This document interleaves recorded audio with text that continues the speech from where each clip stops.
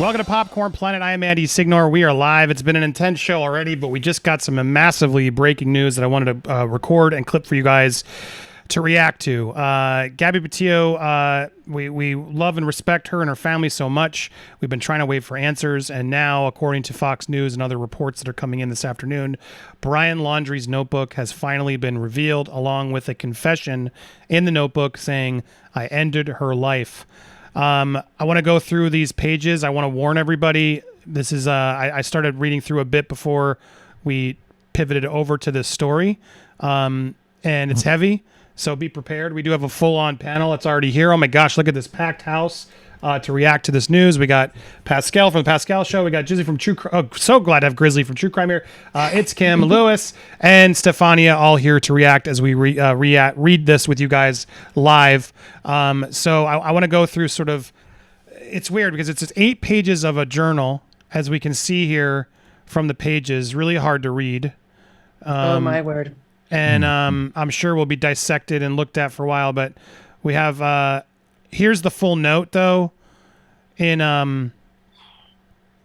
hold on, it's a long one, but someone has sort of transcribed of what the notes actually are, but just so you guys get a sort of visualize of what it was. Here, this was the note that was found from Brian Laundrie. But I'm just going to read it, I guess. Let's just go there. I'll read it for you guys, and we'll react. Gabby, I wish I was right at your side. I wish I could be talking to you right now. I'd be going through every memory we've made, getting even more excited for the future.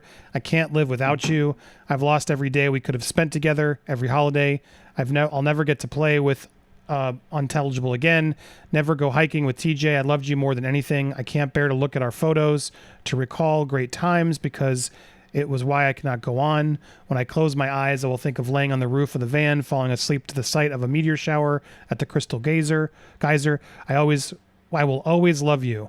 If you're reading Gab's journal, look at the photos from our life together. Flipping through old cards, you wouldn't want to live a day without her.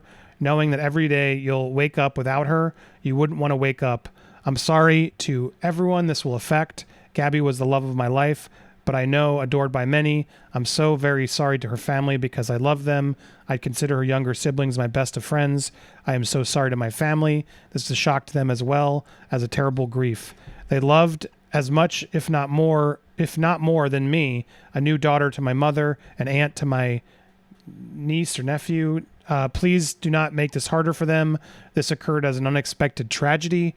Rushing back to our car, trying to cross the streams of a spread creek before it got too dark to see, too cold. I hear a splash and a scream I could barely see. I couldn't find her for a moment. Shouted her name. I found her breathing heavily, gasping my name. She was freezing cold. We had just come from blazing hot national parks in Utah. The temperature had dropped to freezing and she was soaking wet. I carried her as far as I could go down the stream towards the car, stumbling, exhausted, in shock, when my knees buckled and knew I couldn't safely carry her. I started a fire and spooned her as close to the heat, so she was so thin, had already been freezing too long. I couldn't at the time realize that I should have started a fire first, but I wanted her out of the cold back to the car. From where I started the fire, I had no idea how far the car might be, only knew it was across the creek where I pulled Gabby out of the water. She couldn't tell me what hurt. She had a small bump on her forehead that eventually got larger. Her feet hurt, her wrist hurt, but she was freezing, shaking violently while carrying her. She continually made sounds of pain. Lying next to her, she said little, lapsing between violent shakes, gasping in pain, begging for an end to her pain. She would fall asleep, and I would shake her awake, fearing she shouldn't close her eyes if she had a concussion. She would wake in pain, to start the whole painful cycle again, while furious that I was the one waking her. She wouldn't let me try to cross the creek, thought like me that this fire would go out on her in her sleep and she'd freeze. I didn't know the extent of Gabby's injuries, only that she was in extreme pain. I ended her life. I thought it was merciful. That is what she wanted.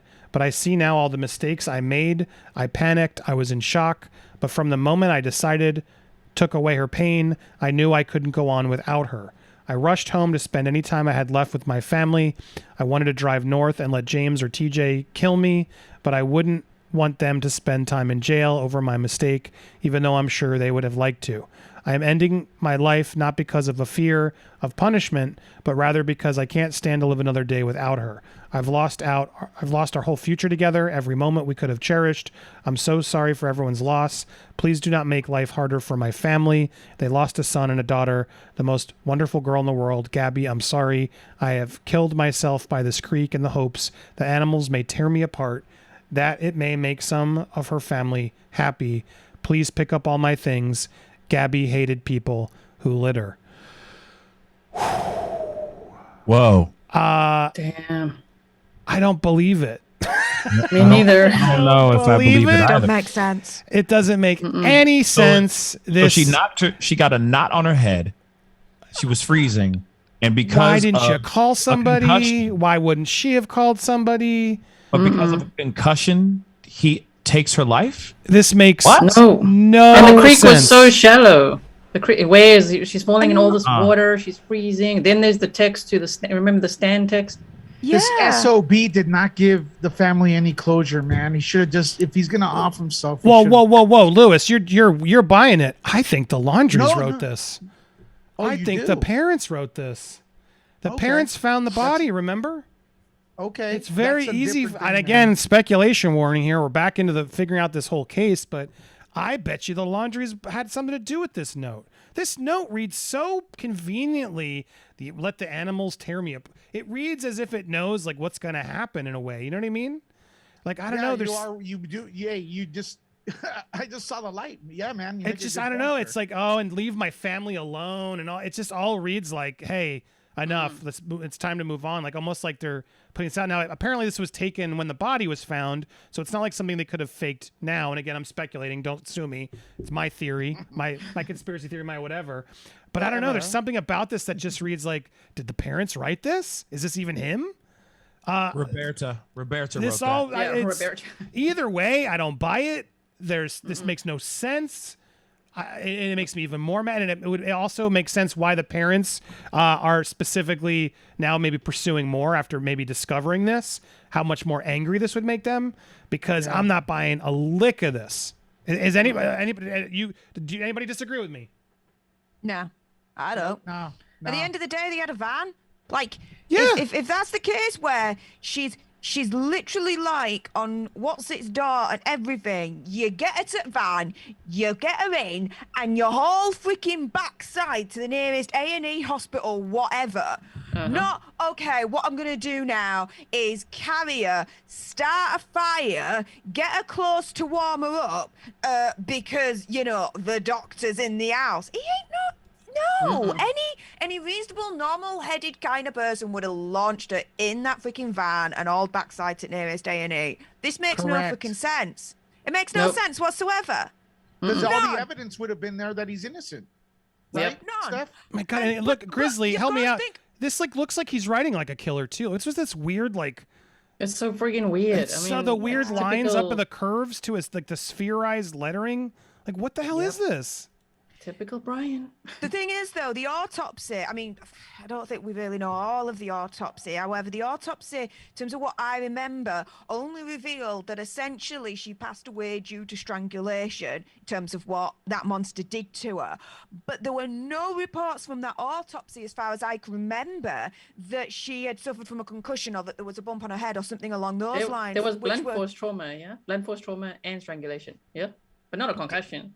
Blunt force No. trauma. Yeah.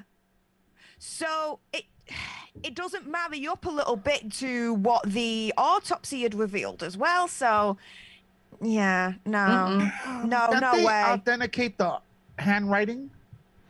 I mean, You know? you'd think we could do that, right? So maybe I'm crazy and it was, or maybe they helped him do it. Who knows? There's still something off to me on this whole case. The Laundrie silence, all of it. I don't know. He even admitted I wanted to go home and spend time with the family. The family had to have known, and I've heard things from the case that's currently brewing, the civil case.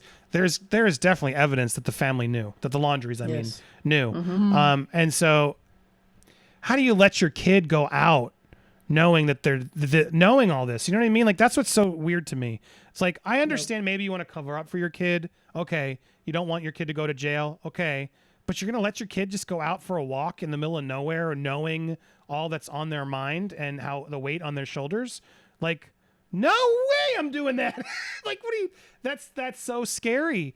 Especially if you're trying to protect and cover up for them, to like, where's my gun? I'm going to go lock it down to make sure he can't take it. You know what I mean? There's precautions I would do to protect my child at all costs. And if you're going to go that far, and I just don't feel like there are any here. Go ahead, Pascal. I see your hand up. I got a question. So you're telling me that anytime have anybody ever been hurt so bad that you literally are saying out loud, like, somebody just end my life, somebody just kill me? You ever been so sick where you're just like, I just want to die? You ever been that?